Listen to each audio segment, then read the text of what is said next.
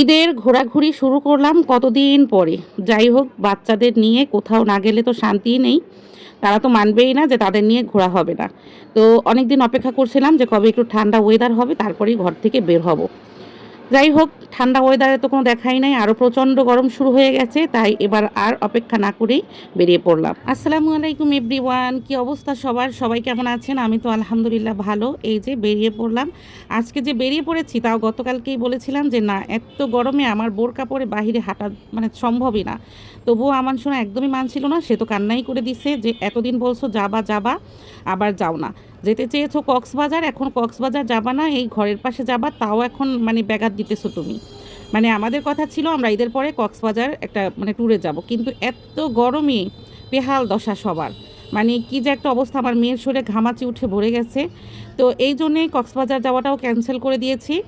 এখন অনেক দিন বলছিলাম যে একটু ওয়েদারটা ঠান্ডা হোক, তারপরেই ঘর থেকে বের হব, কিন্তু ঠান্ডা ওয়েদার আর কবে হবে।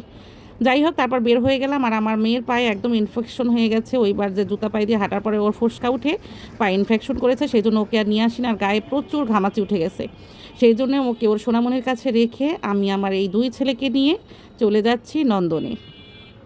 যাওয়ার পথে এখন সকালে নাস্তা করার জন্য উঠেছে ওর বাবা একটা রেস্টুরেন্টে, যে সকালে নাস্তাটা এখান থেকে খেয়ে নিই। আর বাইরের দেখছেন প্রচুর রোদ। এই রোদে মানে আমার কী যে অবস্থা, আমি বোরকার ভিতরে আমার মনে হয় সারা শরীর চিরভির করছিল। যাই হোক, এখানে এই রেস্টুরেন্টটা আজকে প্রথম খুলেছে, সেজন্য এই খাবার ছাড়া আর কোনো খাবারই নেই তাদের কাছে, শুধু গরুর গোশত আর কিছু তুন্দুল রুটি হয়েছে। তো এটা খেয়ে এখন যাব, কিন্তু এই খাবারটা দেখেও কেন যেন আমার খেতে ইচ্ছে করছিল না গরমের জন্য। তারপর বলেছিলাম একটু কোল্ড কফি খাবো, তাও ওনারা দিতে পারবে না, কারণ ওনাদের এখন পর্যন্ত কারিগর আসে নাই। যাই হোক, এটা খেয়ে তারপরে আমরা বেরিয়ে যাব এখান থেকে।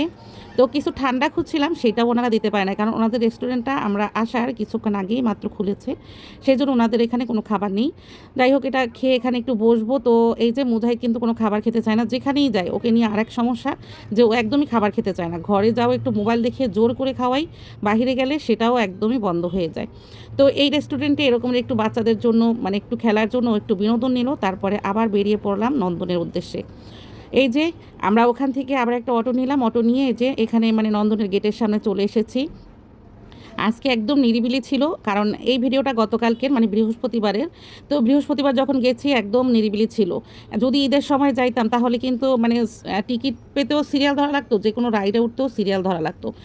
বেশ কয়েক বছর আগে আমি নন্দনে আসছিলাম, তখন কিন্তু একটা প্যাকেজ নেওয়ার পরে অনেকগুলো রাইডে উঠতে পারিনি সিরিয়ালের কারণে।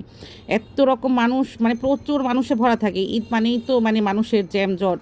এখন যেহেতু ঈদ অনেক দিন হয় চলে গেছে, মানুষ একদম নাই। আর আজকে নন্দনটা মনে হয় পুরোটাই আমরা এনজয় করব, দেখতেই পাচ্ছেন কোনো মানুষজন নাই। তো আমি বলছিলাম বেশ ভালোই তো, আমরা ভিতরে ঢুকে যে কোনো রাইডে নিজেদের ইচ্ছে মতো ওঠা যাবে। এই যে এখানে ছেলের বাবা টিকিট কাটছিল, সে বলছিল প্যাকেজ নিবে নাকি, তো আমি বলছিলাম প্যাকেজ নেওয়ার দরকার নেই, আমরা আমাদের ভিতরের মতো মানে গিয়ে চাহিদা মতো যে কোনো রাইডে উঠে নিব। টিকিট কাটার পালা শেষ, এরপরে ভিতরে ঢুকে পড়লাম। ঢুকে আমি একটু মানে র্যাম্পিং করছিলাম। তো এই ব্রিজটা কিন্তু অনেক সুন্দর লাগছিল। এই সাইড থেকে সরাসরি ভালো লাগছিল না, কিন্তু একটু অ্যাঙ্গেলে ধরলেই ভালো লাগতো। তো যাই হোক, একটু হেঁটে ওপাশে যাব। তো সে পর্যায়ে হলো আমার বর বলছে এপাশ থেকে না, আমরা ওপাশ থেকে যাব আগে। তো এই যে এই পাশ থেকে আসছিলাম। নন্দনে বেশ অনেক বছর আগে আসছি, অনেক বছর আগে মানে আমার আমান সোনা তখন খুবই ছোট, সম্ভবত 1 বছর বয়স। আর এখন আমান সোনা বেশ বড় হয়ে গেছে। তো এখন আসছি, বেশ অনেক দিন আগে আসছিলাম। তো এখানের একটা ন্যাচারাল ভিউ আছে, দেখতে বেশ ভালো লাগে। মানে এই যে গাছপালা নিয়ে মানে ভিউটা বেশ অসম্ভব ভালো। ছবি তোলার জন্য খুব সুন্দর একটা জায়গা এখানে, মানে বিভিন্ন রকমের ছবি তোলা যাবে। যারা পিকচার লাভার তারা কিন্তু এখানে আসলে খুব সুন্দর সুন্দর পিকচার তুলতে পারবে। যাই হোক, এখানে আসার পরে বোর্ডে মানে প্যাডেল বোর্ড যেগুলো আছে টিকিট কাটার পরে এই বোর্ডগুলো ফ্রি থাকে। তো এখানে আমান উঠবে, ওর বাবাকে এত রিকোয়েস্ট করছিল। আমরা যেহেতু 3টা টিকিট কেটেছে, আমান সোনা, ওর বাবা, আমি। তো এই 3বার মানে 3জন এই প্যাডেল বোর্ডে 3বার মানে উঠতে পারবে।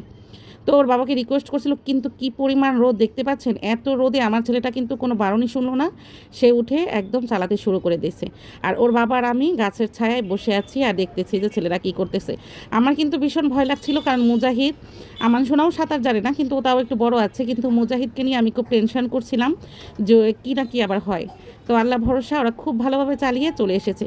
এবার মুজাহিদ বলছিল আমি ওই আঙ্কেলের কাছে যাব, ওই আঙ্কেলের কাছে যাব। তো দাঁড়িয়ে আছি আমি, ও একটু ওর আঙ্কেলের কাছে গিয়ে চলে আসলো।